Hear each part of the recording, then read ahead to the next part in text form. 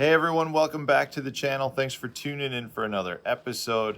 I'm just down here at the boat starting to get it ready to take some pictures to put it up for sale on a couple of different boat sites. And since I did the video announcing that it would be for sale, I've had a lot of questions from people regarding the different bells and whistles that I have on it. And I've had a lot of questions from viewers asking me specifically what are some things that they would highly recommend they get on a boat or that they look for in a used boat. So I figured I would give you a list of 5 things that I would highly recommend that you look for in a new boat, or at least kind of advise you on a new boat. And these may surprise you because they're not necessarily like the coolest of electronics and the high-end bells and whistles. A lot of them are really more about functionality. So let's jump right into this. The first one, guys, has to do with my front deck, and specifically the carpet padding that is under the front deck. A lot of boats offer the option to get carpet padding. So when you're standing all day long on the front deck, you actually have a little bit more support. So a lot of boat companies will only do this front section where you stand for using the trolling motor, but others like Skeeter will do the whole front deck. So this entire front deck is carpet padding.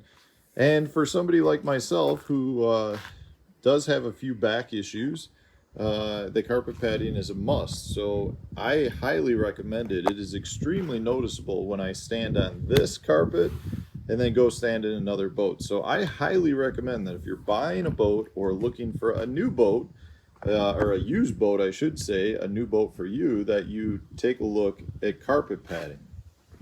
So that's one thing. Another thing has to do with down here, and that is to look for a boat that has not one, but 2 wheels. That's right, a tandem axle trailer, in my opinion, is an absolute must. It is something that will save your day and just decrease headaches if you do end up getting a flat tire or something that can cause you trouble. Driving home over this past weekend, I saw a couple of boats pulled over to the side, and they were bigger ski boats, but they had single axle trailers and they had a flat tire on one, and because of that, they couldn't even limp off the side of the road. They were stuck on the side of a busy highway, which made it a much more dangerous tire change than had they had a double trailer or a tandem axle, and they could have drove to the nearest off ramp or a parking lot and changed the wheel there. So I highly recommend looking for a trailer that's a tandem axle. And the third thing goes right in line with that, and that is that both axles have brakes. A lot of times you can get a tandem axle trailer, but only one of the sets has brakes. In this case, if you're going to be doing a lot of towing and traveling, you might want to really think about finding one that's got double brakes, or both sets of axles have brakes, because when you're talking about towing a big heavy boat like this, well, what that ends up doing is putting a lot of pressure on the truck, and the faster you can stop, the better control over the boat that you have when towing means you're going to have better and safer travels. So those 2 things are often overlooked. People don't necessarily look at the number of axles and the brakes. So moving back, I'm going to point out this guy right here. The motor is a very, very important aspect to have on the boat. And oftentimes I feel like people do a little bit of skimping on the motor because they don't go with the maximum horsepower in terms of what that boat is rated for. Now, most boats, my boat's a mess right now, but there will be a plate inside. Now, mine has been wrapped over, but there is a sticker that's on the inside of the boat that says what the maximum horsepower is for the boat. In this case, this is a 250 horsepower rated boat. I've got a 250 horsepower Yamaha on the back, and therefore my boat is going to have top performance because of it. I see a lot of times when people try to save a few bucks when they buy a boat or buy a used boat, and they get a motor that's not fully powering that boat. And what that does is it really hinders performance. And I'm not necessarily talking about just top end speed, but your hole shot, you're getting up on pad, you know, you're getting over sandbars, all that stuff really is affected. So in my opinion, you want to make sure that your boat is fully powered. And when we're talking about power, the same thing goes for your batteries. Don't skimp on the batteries. So this is something you're looking for.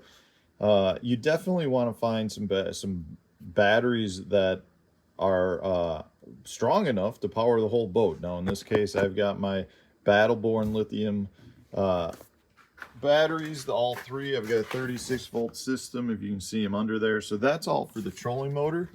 So you want to make sure you've got enough power for the trolling motor, which I have days worth of power with those, so that's really good. And then I've also got 2 starting batteries that are running in parallel to make sure that all my electronics, and I've got power going to the motor, all of that is great. And then if you're going to go a little overboard, I've got my power pole charged down there, which is going to make sure everything is charging when I'm running the big motor to give me additional power. Is this overkill? I don't think so, because without batteries, your boat is useless. So in my opinion, this is as important as anything else that you're looking for. You definitely want to make sure you've got enough power for your boat. So those 5 things are probably the most important things that I'm looking for anytime I'm going to purchase a boat, or if I were helping somebody buy a boat, because all of those things are really the things that are going to make you enjoy your time on the water the most. And some of them are kind of hard to fix once they've already been done. Yes, you can add them all. You could add carpet padding to the front deck if you wanted. You can get a new motor and upsize it and increase power. You can swap out batteries, but there's no reason to do that if you place your order or you find the right boat for you that has all that in the first place. Definitely, those are the things that I think are some of the most important things on the boats to help me enjoy my time on the water, to allow for me to have safer travels. So that's what I'm going with. So when I get that question, those are some of the things I always point out. Let me know in the comments section, do you guys have some other things that I missed that are must-haves that you need on your boat that you would highly advise a new boat owner or somebody who's in the boating market to not skimp on? So yeah, I hope this answers those questions. Thanks for watching, guys. If you enjoyed the video, hit the like button, subscribe to the channel if you haven't done so already. Stay tuned, new video coming out tomorrow.